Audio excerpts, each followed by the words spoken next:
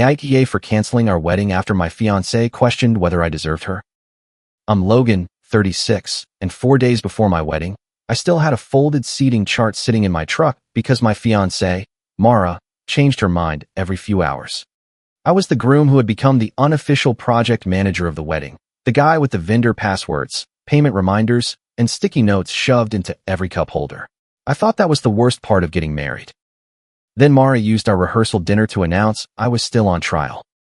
Mara and I had been together for years, long enough that people stopped asking when we were getting married and started saying, finally, when we got engaged.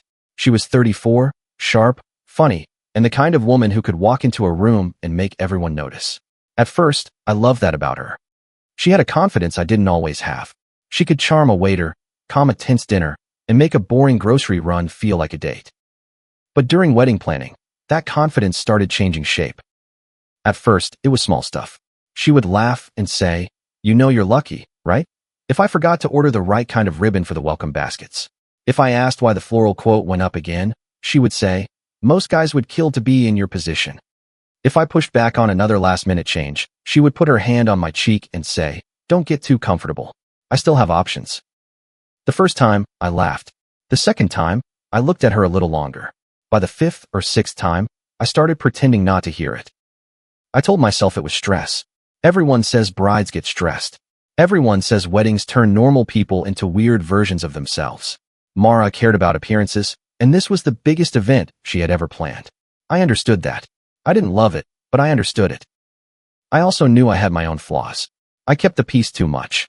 I was the kind of man who would rather spend an extra hour quietly fixing a problem than argue for 10 minutes about why it was unfair. That worked fine with a bad hotel reservation or a flat tire. It did not work well when the problem was my fiancée slowly treating my patience like a weakness. 2 weeks before the wedding, she changed the signature cocktail because Brooke, her maid of honor, said the first one looked budget. A week before the wedding, Mara added a premium open bar upgrade and said, "It's not a big deal. People will remember the bar more than the vows." 5 days before the wedding, I found a new tab in our shared spreadsheet labeled Mara Extras. That tab had the upgraded floral arch, a farewell brunch deposit, a last-minute beauty appointment, and a honeymoon suite upgrade I had never agreed to. Next to 3 of the lines, Mara had typed, "Logan will cover." I stared at that for a long time in my kitchen, wearing pajama pants and holding a cold cup of coffee. The house was quiet except for my phone buzzing with another wedding reminder. Final confirmation required. Remaining balance due. Guest count deadline. Honeymoon upgrade confirmed. I almost called her right then. I almost asked why my name was next to charges she hadn't discussed with me. But we were so close to the wedding, and every conversation that week had turned into Mara saying I was ruining the vibe. So I took screenshots, downloaded the spreadsheet, and told myself I would bring it up after the rehearsal. That was my first mistake. The rehearsal dinner was in a private room at a nice restaurant, the kind of place with dim lights, cloth napkins, and servers who smiled like they couldn't hear the awkward conversations. There were place cards Mara had approved twice and then complained about on the drive there. There were printed speeches on folded paper. There were half-finished salads with too much dressing. Everybody was dressed nicely and acting like the tension was just excitement. My mom, Carol, kept smoothing the front of her blouse. My dad, Dennis, sat beside her, quiet as usual, watching everything. Owen, my best man and oldest friend, leaned back in his chair and gave me the look he always gave when he could tell I was trying too hard to seem fine. Mara looked beautiful. That made it worse somehow. She had her hair pinned back, a white dress that wasn't her wedding dress but still looked bridal, and earrings I'd given her on our first anniversary. She kept touching my shoulder when people looked over, but when nobody was watching, her hand slid away. Dinner started normally. Her aunt talked too loudly about hotel rooms. My cousin asked if the ceremony was indoors or outdoors for the third time. Brooke made a joke about how Mara had survived the burden of trusting a man with seating arrangements. People laughed. I laughed too, because that was easier. Then Mara stood with her champagne glass. The room softened. Forks lowered. My mother smiled in that watery way mothers smile when they think they're about to hear something sweet about their son. Mara looked at me first, and for a second, I thought I saw nerves. Real nerves. Human nerves. She said, "I want to thank everyone for being here. This week has been emotional, and I've been thinking a lot about what marriage really means." I reached for my water and felt my shoulders relax a little. Then she continued. It's not enough for a man to show up in a suit and say the right words. A woman has to know he's truly the man she deserves. And honestly, I'm still deciding whether Logan has earned the right to be my husband. For 1 second, I thought I had misunderstood her. The room went still. My dad stopped chewing mid-bite. My mom blinked like someone had turned on a light too fast. Owen slowly lowered his glass to the table. Across the room, Mara's mother, Celeste, smiled like Mara had said something wise instead of humiliating. Brooke laughed first. Too loud. Too sharp. Honestly, Brooke said, lifting her glass. Every groom needs one final evaluation. A few people gave uncomfortable little laughs because they didn't know what else to do. Mara kept looking at me, waiting. Maybe she expected me to blush and say something romantic. Maybe she expected me to stand up and declare myself. Maybe she expected me to apologize for problems I didn't know I'd caused. I picked up my water glass. Not champagne. Water. I raised it just enough for her to see. Take all the time you need, I said. Her smile flickered. Brooke stopped laughing. I took one sip, put the glass down, and looked at my plate. I didn't yell. I didn't storm out. I didn't perform heartbreak for a room full of people who had just watched my fiancé turn me into a contestant in my own marriage. For the next 10 minutes, people tried to restart normal conversation. It sounded terrible. Forks scraped too loudly. Someone asked about the weather. Mara sat down beside me and whispered, "That was your chance to say something sweet." I looked at her. "You said what you said." Her eyes narrowed. "Don't make this weird." "It's already weird." She turned away from me and started talking to Brooke. I waited until dessert was being served, then leaned toward Owen. "I need air." He stood up almost before I finished the sentence. Outside, the parking lot smelled like rain on hot pavement. I walked to my truck, opened the door, and saw the folded seating chart on the passenger seat. It had yellow sticky notes around Mara's relatives, blue sticky notes around mine, and one pink note that said, "Ask Mara again, because she may change this." I laughed once. It came out ugly. Owen stopped a few feet behind me. "Tell me you're not about to drive back in there and blow this up," he said. "No." "You sure?" "I'm done giving her a scene." Owen studied my face. "Are you okay?" "I'm not angry yet," I said. "I'm clear." That made him look more worried. My phone buzzed. "Mara, you embarrassed me by acting cold." Then another. "Mara, everyone noticed." Then Brooke, somehow, even though we barely texted directly. "Brooke, she was being vulnerable and you punished her for it. Not a good look." Then Celeste. "Celeste, a wedding is bigger than one uncomfortable comment. Real men reassure the woman they love." I showed Owen the screen. He rubbed his jaw. "Do not respond angry." "I'm not." "Logan, I'm on your side. But make sure you can defend every move you make tomorrow. Whatever you do tonight, do not yell. Do not threaten. Let the emails talk." I nodded, but I wasn't really hearing him anymore. My brain had moved from the speech to the spreadsheet, from the spreadsheet to the honeymoon upgrade, and from the honeymoon upgrade to Mara saying, "I still have options." Mara texted again. "Mara, this is exactly why I need to be sure." I typed one message back. "Me, you questioned the wedding in front of everyone. I heard you." Then I put my phone on silent. Owen offered to drive me home, but I told him I wanted my truck. He followed me anyway, because Owen was the kind of friend who would respect your space, but still make sure you didn't drive into a ditch. At home, the wedding had taken over my dining table. There were welcome bags and stacks, envelopes with place cards, a box of white candles, and a binder Mara had labeled "Final Week" with 3 exclamation points. My suit hung on the back of the closet door in a garment bag. The whole house looked like a future that had already been paid for. I opened my laptop. The shared wedding spreadsheet loaded slowly, like even my internet knew this was going to be bad. There were the tabs I knew: venue balance, final headcount, honeymoon, payment due dates. Then there was Mara Extras.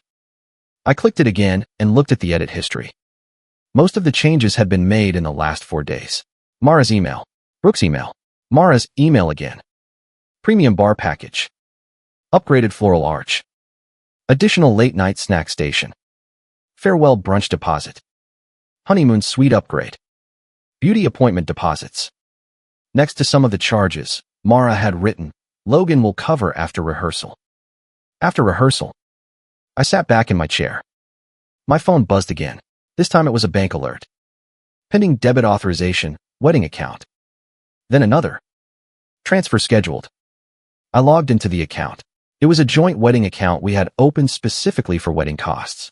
I had put in most of the money because I had more savings and because, at the time, I thought we were building something together. Mara had contributed too, and so had both families in smaller amounts. It was not her personal money. It was not my personal checking account. It was the account for the event. There were several pending debit holds I didn't recognize. A beauty studio deposit. A hotel upgrade fee. Something labeled event enhancement. I took screenshots. I downloaded the transaction history. I opened a blank document and started typing times, dates, amounts, and names. That's another thing about me. I'm not loud when I'm angry. I get organized. By then, Owen was at my door. I let him in without saying much. He looked at the laptop, then at the spreadsheet, then at my face. Okay, he said. This is worse than a bad toast. I think the toast was part of the payment schedule. He frowned. What does that mean? I turned the laptop toward him and pointed to the line that said, Logan will cover after rehearsal. Owen read it twice. Damn. I'm calling the bank. At midnight. There's a number on the back of the card. The bank rep sounded tired but professional. I explained that I was a joint account holder on a wedding account, that there was a dispute between the parties, and that I wanted to know what restrictions were available to prevent additional outgoing transactions until both account holders approved them. She asked a few security questions, then said, as a joint account holder, you can request a temporary restriction on certain outgoing transfers, and we can cancel the debit card tied to the account. For some transactions, both parties may need to contact us or resolve the issue directly with the vendor. I'm not trying to touch her personal account, I said. I only want to stop new charges from this wedding account and stop my scheduled transfers from my personal account. I understand, she said. We can place notes on the account and cancel the shared debit card. Scheduled transfers from your personal account can be stopped from your side. Do that. Owen watched me the entire time. When I hung up, he said, people are going to say you went nuclear. Maybe. You haven't even had a private conversation with her yet. She made it public first. That doesn't mean you have to match it. I'm not matching it. I'm stopping invoices. He leaned against the counter. Canceling the wedding is brutal. Marrying her after that might be worse. He didn't argue. I spent the next hour downloading contracts. Venue, photographer, caterer, DJ, florist, hotel block, transportation, honeymoon. Some deposits were gone no matter what. The venue deposit was mostly non-refundable. The photographer had already done engagement photos, so that part was fair. The florist had a cancellation window that had nearly closed. The caterer's final headcount deadline was in 36 hours. It was bad. But it was not as bad as a divorce. The thought should have scared me more than it did. At 1:17 a.m., an unknown number texted me. Hi Logan, it's Elise. I'm sorry to message this late. I don't want to be involved in this anymore. Elise was one of Mara's bridesmaids. We weren't close.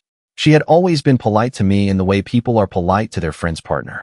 At the rehearsal dinner, I remembered seeing her look down at her plate when Brooke laughed. I wrote back. Me, what do you mean? She typed for a long time. Elise, I should have said something before dinner. Then screenshots started coming in. The group chat was called Bride Brain Trust. I sat there in the blue light of my laptop and read my relationship like it had been entered as evidence. Mara, if he really wants me, he'll prove it this week. Brooke, do it at rehearsal. Maximum pressure, minimum escape. Mara, I don't want to call it off. I just need him to step up. Brooke, he won't cancel. He's too afraid of looking bad. Mara, true. He hates disappointing people. Celeste, a man who really wants a woman will endure discomfort. Better to know now. Brooke, the rehearsal dinner is perfect. Everybody will see whether he steps up or freezes. Mara, call it cold feet if anyone gets uncomfortable. My stomach went cold. More screenshots came in. Mara, push the honeymoon upgrade. He'll fold if I make it about commitment. Brooke, and the bar. His family will judge if it looks cheap. Mara, after the wedding, I'll have more control anyway. Celeste, settle the money before the ceremony.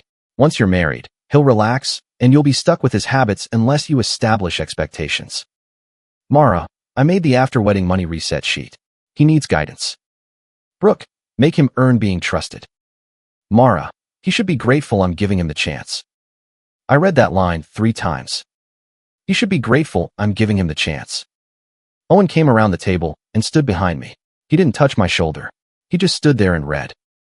Finally, he said, Logan. She didn't doubt me. I said. She counted on my shame. Elise texted again. Elise, I don't think she meant to lose you, but she meant to pressure you. Please don't drag my name into it unless you have to. I stared at that sentence. I don't think she meant to lose you. That was the worst part. Mara didn't think this would end us. She thought this would train me. I wrote Elise back. Me, thank you for telling me. I won't use your name unless there's no other choice. Then I saved every screenshot in 3 places. I didn't sleep. Not really. I lay on the couch for maybe an hour with my eyes closed while my phone buzzed on the coffee table like an insect trapped in a jar. Around 5:30 a.m., I got up and made coffee. I opened my email. Mara had sent me a message at 2:08 a.m. Subject, last night. The body said, I know you're upset, but you need to understand how much pressure I'm under. Everyone looks at the bride like she has to be perfect. I needed reassurance, and you embarrassed me by going cold. I hope you realize how that looked. We need to move forward today because we have too much to do. There was no apology, not even a fake one. I opened a new email and started writing to the venue. Subject, wedding event status change. Due to unresolved issues between the couple, the wedding is on indefinite hold. Please do not process any additional charges unless both listed parties confirm in writing. Please send the cancellation or postponement terms, including any non-refundable deposits and remaining balances, in writing. Thank you. Logan. I sent similar emails to the photographer, caterer, DJ, florist, transportation company, hotel coordinator, and the welcome dinner contact. Short, factual, boring. Owen read one over my shoulder and nodded. Grant would like that, he said. Grant was an attorney I knew through a friend. I had met him twice, both times at cookouts where he wore polo shirts and gave very calm advice to people who were usually ignoring him. I called him at 7:04 a.m., apologized for the early call, and asked for a consultation. He didn't ask for gossip. He asked what contracts had my name, what accounts were joint, what cards were mine, and whether I had made any threats. No threats, I said. Good. Be boring. Be factual. Angry people create evidence against themselves. Then boring is what she gets. He told me not to drain the wedding account, not to hide funds, not to post anything public, and not to lock Mara out of anything personal that belonged only to her. He said I could stop my own payments, cancel charges tied to my own card, request written terms from vendors, and preserve evidence. Do I need to talk to her before canceling more? I asked. As a human being or legally? I almost smiled. Both. Legally, I need to see the contracts. As a human being, that's your call. But if you believe additional charges are being made without your agreement, stop the bleeding first. Then communicate clearly. Stop the bleeding. That was exactly what it felt like. At 8:12 a.m., the honeymoon company confirmed the upgrade had been canceled and the reservation itself could be canceled with a fee because it was booked on my card. I canceled it. The refund would be partial. At 8:40 a.m., the florist replied that the add-on invoice had not yet been processed and would be paused. At 9:05 a.m., the caterer confirmed the final headcount had not been locked and no additional balance would be charged without approval. At 9:22 a.m., the venue wrote back. We are sorry to hear this. We can place the event on temporary hold pending written confirmation from both parties. Please note the initial deposit remains non-refundable. Additional terms attached. I stared at the word non-refundable. Then I whispered, cheaper than a divorce. By 10 a.m., Mara knew something was wrong. My phone lit up with her name. I didn't answer. She called again. And again. Then the text came. Mara, why is the venue emailing me? Mara, Logan, answer your phone. Mara, did you cancel the honeymoon upgrade? Mara, my card just declined at the beauty studio. What did you do? Mara, you are humiliating me. That one made me sit back. You are humiliating me. Not, are we okay? Not, I'm sorry. Not, can we talk? Humiliating me. I wrote back. Me, I'll meet you today in a public place. Just us. We can discuss the canceled wedding and finances. She replied in seconds. Mara, the canceled what? Me, the wedding is canceled. I'm sending a guest notice shortly, so no one travels unnecessarily. She called again. I let it ring. Owen came over around noon with sandwiches I didn't eat. My parents called twice. I finally answered my dad. For a moment, neither of us spoke. Then he said, I saw your face when she said it. I know. Your mother is upset. I know. She's worried about guests, deposits, all of it. I know. He exhaled. Son, pride can ruin a man, but so can ignoring disrespect. Make the decision you can still respect 10 years from now. I already did. He was quiet again. Then he said, Do you need me? That almost broke me. Not yet. All right, but I'm here. My mother texted a few minutes later. Mom, please call when you can. I love you.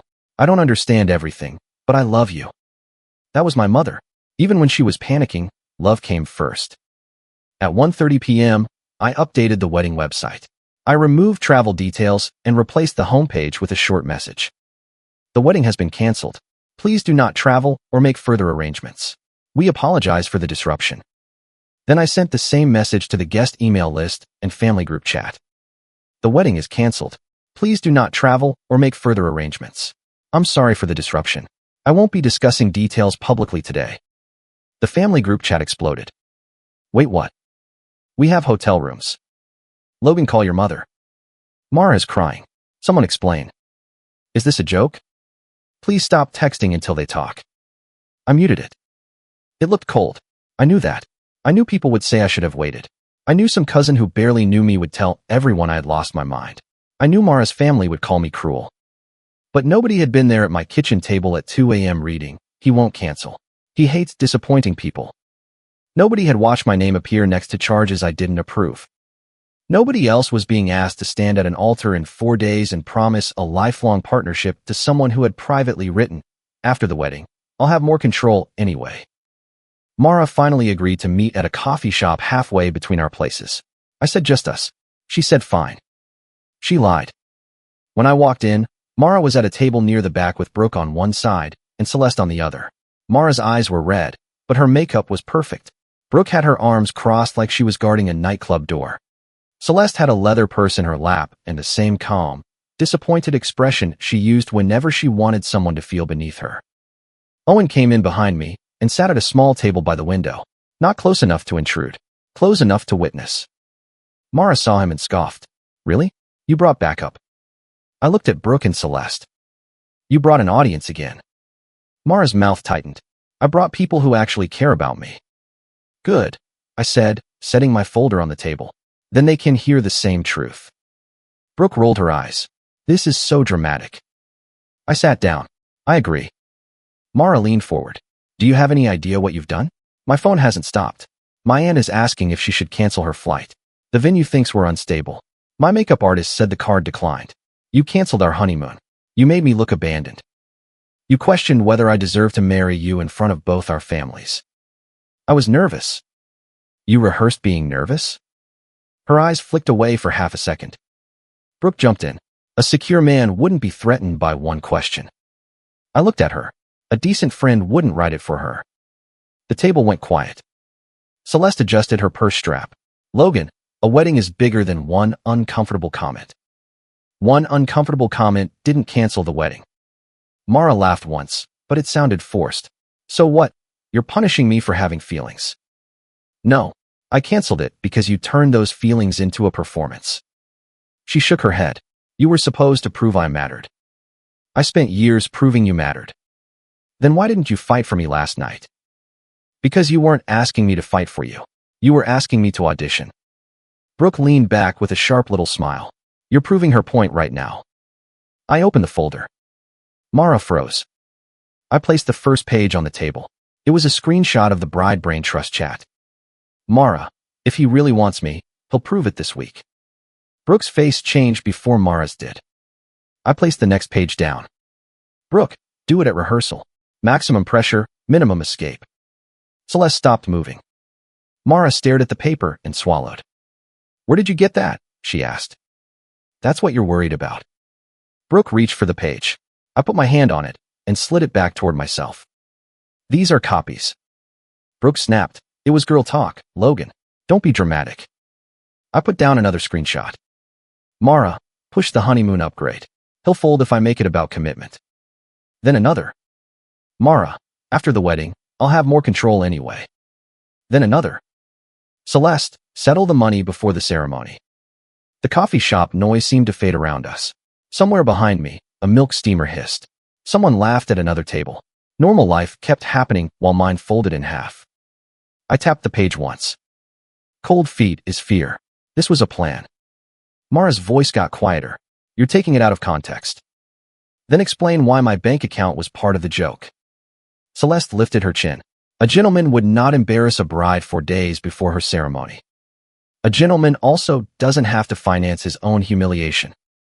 Mara's eyes filled, and for a moment, I saw the woman I had loved. Or maybe I saw the version of her I had wanted to be real.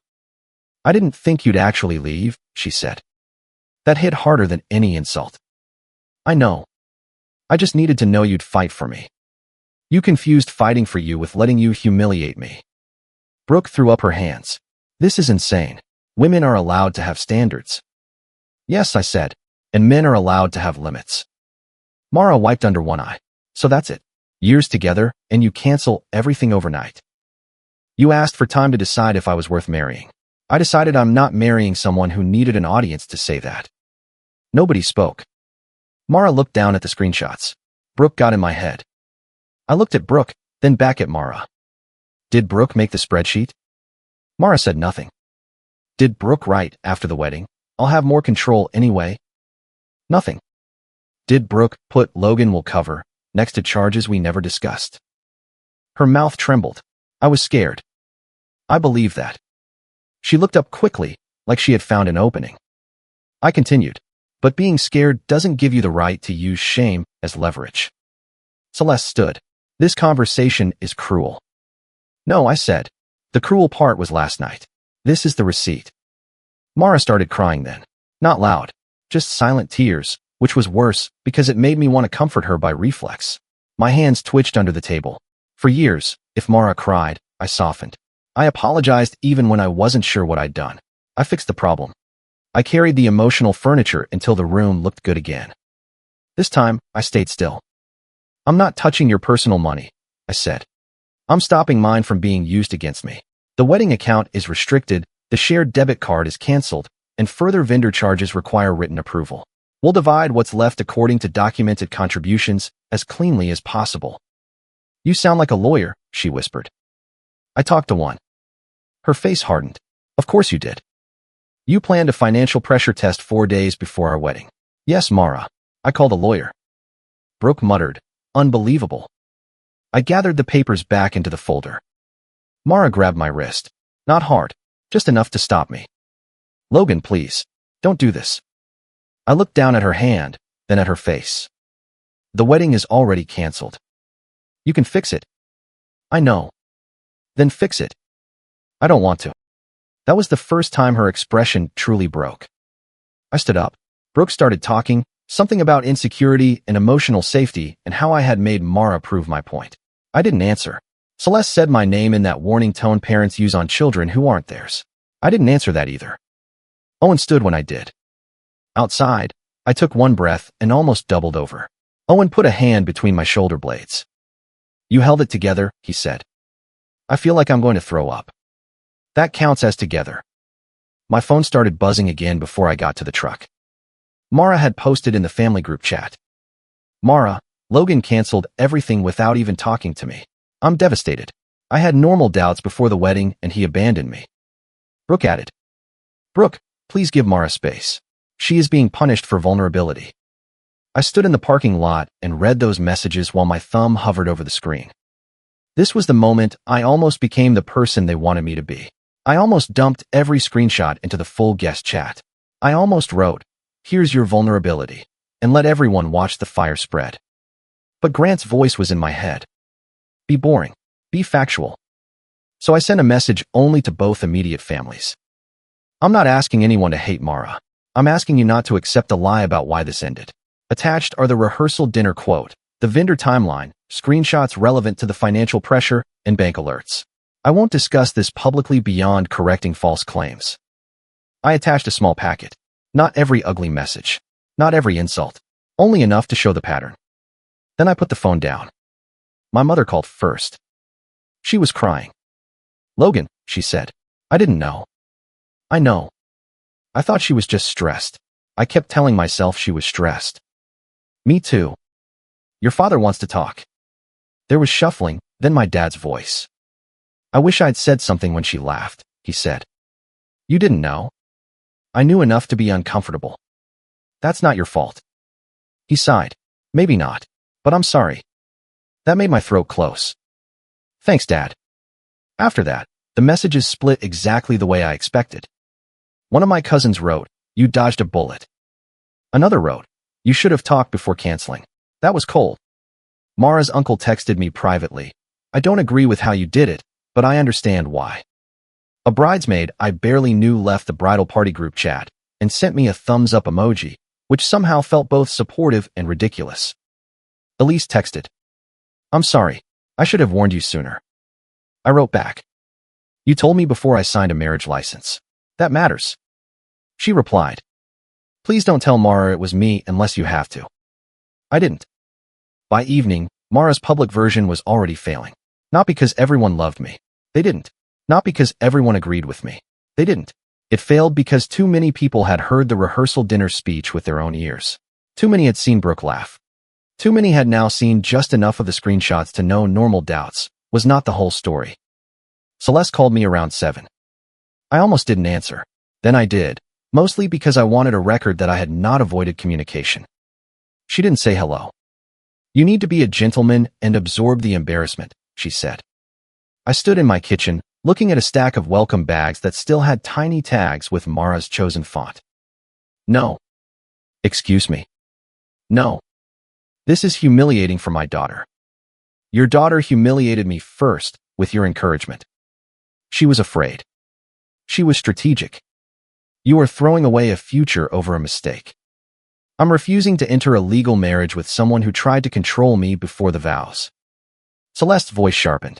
"You will regret being this cold." "I'll regret a lot of things," I said. "This won't be one of them." I hung up. The next few days were a mess of practical consequences. Real life is not as clean as people want it to be. The venue kept the deposit. The florist kept part of hers because materials had already been ordered. The photographer offered a partial credit I would probably never use. The hotel block was released, but a few relatives still had to call and cancel their rooms. The honeymoon refund came back minus a fee large enough to make me sit down when I saw it. Mara demanded I cover all losses because I had made the final decision. I replied through email. "I will pay what I legally owe according to signed contracts and documented contribution records. I will not pay additional costs connected to upgrades or charges I did not approve." She wrote back, "You sound proud of yourself." I wrote, "No, I sound documented." That became my mood for the week. Documented. Grant reviewed the main contracts and helped me keep communication clean. The joint wedding account was not magically solved in one phone call. There were pending transactions, contribution questions, and family money that made everything uncomfortable. We had to sort out who paid what was already spent, and what could still be recovered. I didn't try to take Mara's personal contributions. I didn't try to punish her financially beyond refusing to fund more. I stopped my scheduled transfers from my personal account. I canceled the card tied to the joint wedding account. I made sure no more charges could slide through under the fog of panic. Mara hated that most. Not the breakup. Not at first. She hated that the machine stopped. The bridal shower thank you cards still sat half-written in a box. The wedding favors were stacked in my garage. My suit went back to the shop in its garment bag, untouched. Every object had a small grief attached to it. The candles, the programs, the guest book, the stupid folded seating chart. One night, I sat in my truck for 20 minutes holding that seating chart. I looked at all the sticky notes, all the names we had moved around like puzzle pieces, all the tiny compromises I had made because I believed compromise was love. Then I tore it in half. Not dramatically, not in anger, just once down the middle. I threw it in the recycling bin and went inside. Mara called me late the following night. I should not have answered, but I did. Her voice was softer than it had been since before the rehearsal dinner. I didn't think you'd actually end it, she said. I know. I thought you'd be mad for a day, and then we'd talk. You didn't ask to talk until the wedding started disappearing. She was quiet. Then she said, Brooke got in my head. I sat on the edge of my bed and looked at the indentation on the wall where Mara's framed engagement photo had hung. I had taken it down earlier that day and put it in a drawer. Brooke didn't make you write the money sheet. No, but she made it sound normal.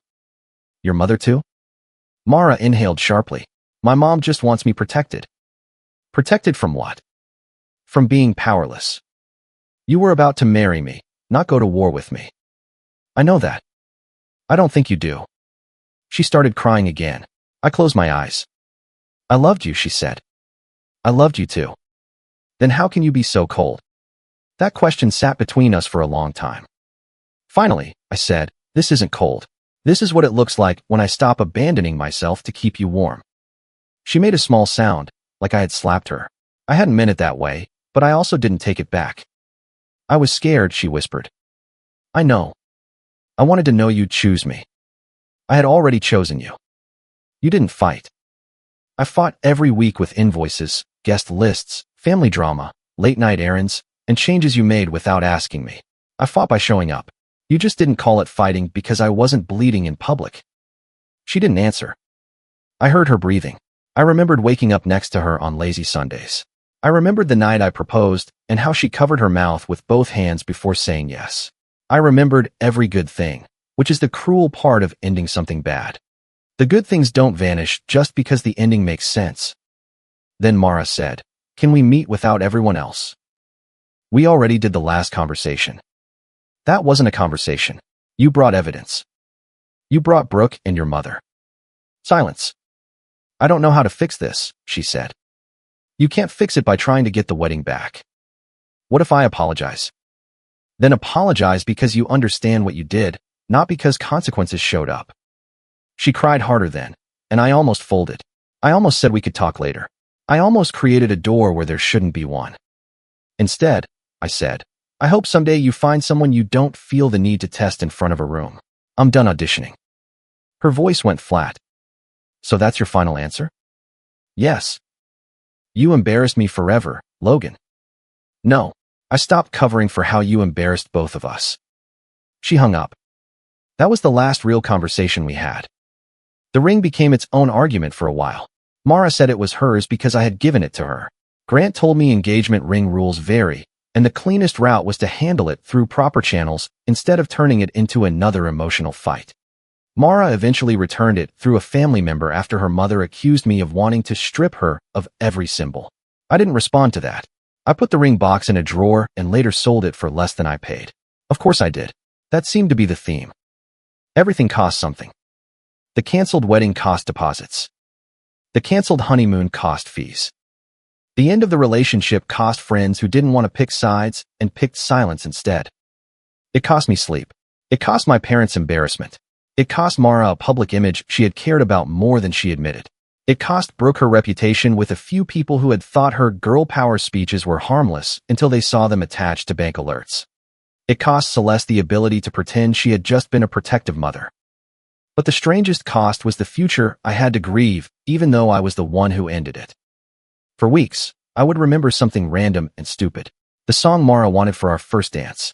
The way she insisted the cake had to be lemon because chocolate was too expected. The hotel pool she had already planned to visit on the honeymoon. I would feel sadness before I felt anger. That made some people think I was unsure. I wasn't. Being sad about a decision does not mean the decision was wrong. A month after the cancellation, I met Owen for breakfast. He slid into the booth across from me and looked at me for a few seconds before saying, "You look less haunted." "Thanks. You look exactly the same, unfortunately." He smiled. There he is. We ordered coffee. I told him the last vendor issue was almost done. The account was being divided according to what could be documented. A few deposits were just gone. Mara had stopped texting except for necessary financial emails. Owen stirred his coffee. "For what it's worth, I think you did the brutal thing before it became the legal thing." That's a weirdly comforting sentence. It's not a bumper sticker, but it's true. I looked out the window at traffic moving past like nothing had happened. Do you think I should have talked to her first? He didn't answer right away. That was why I trusted him. Finally, he said, the decent version of her deserved a conversation. The version writing maximum pressure, minimum escape didn't. I keep thinking about how fast I moved. You moved fast because the wedding was in 4 days. I know. And because they were still spending money. I know that too. He leaned back. You didn't burn her clothes in the yard. You didn't scream at her in the restaurant. You didn't post the whole chat for entertainment. You stopped contracts. People still think I was cold. You were cold. I looked at him. He shrugged. Sometimes cold is what keeps you from bleeding out. That stayed with me. My parents came over the next weekend to help clear out wedding stuff. My mother cried over the welcome bags, which made no sense and perfect sense at the same time. My dad carried boxes to the garage without saying much. At one point, he found the leftover programs and stood there holding them. She kept saying you were lucky, she said yes. My mother said quietly from the dining room. I looked up. She wiped her hands on a paper towel, though they weren't dirty. I didn't like it. I told myself she was joking. I wanted things to be peaceful. Me too. My dad set the programs down. Peace isn't the same as respect. No one said anything after that for a while. We donated what could be donated.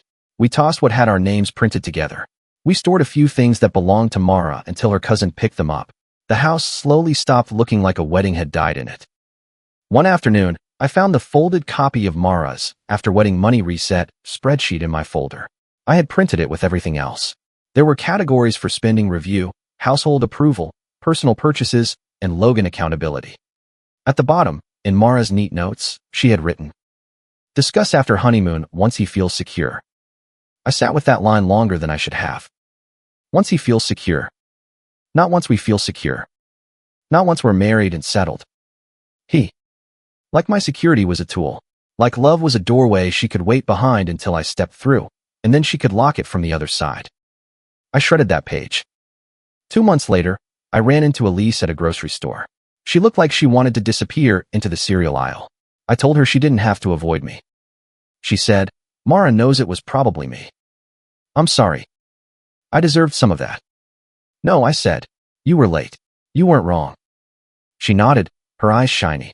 She told everyone you were always controlling. I figured. I told her she couldn't call someone controlling because he stopped giving her money after she tried to pressure him for more money. That surprised a laugh out of me. Elise smiled a little. She didn't like that. I bet. She's not evil, Logan. I know. She's just, Elise searched for the word. Used to getting rescued from herself?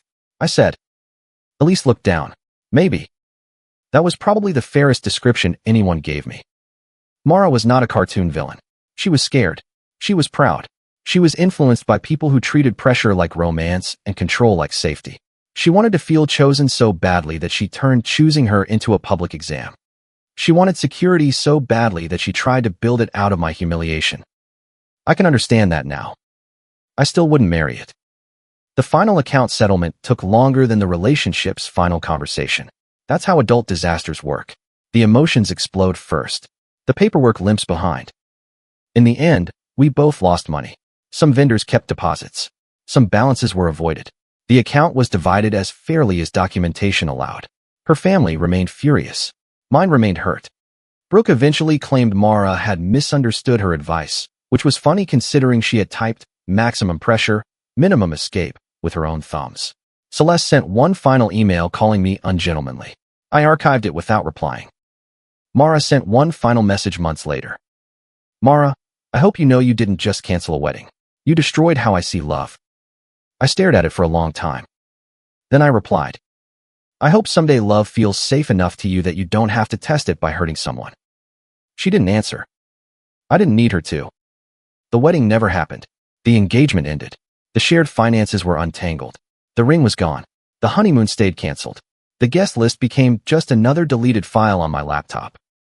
Sometimes people ask if I regret not giving Mara one more private conversation before I shut everything down. I regret that it got that far. I regret ignoring the little jokes because they were easier to swallow one at a time. I regret letting keeping the peace become my entire personality in that relationship. I regret that my parents had to sit at a rehearsal dinner and watched their son be measured like a purchase someone might return. But I don't regret canceling. I lost deposits, a honeymoon, a wedding date, and the future I had pictured when I bought that ring. But I kept myself from standing at an altar with someone who thought respect was something I had to earn after years of loving her. If you liked it, don't forget to leave a comment and support the channel by subscribing. See you in the upcoming stories.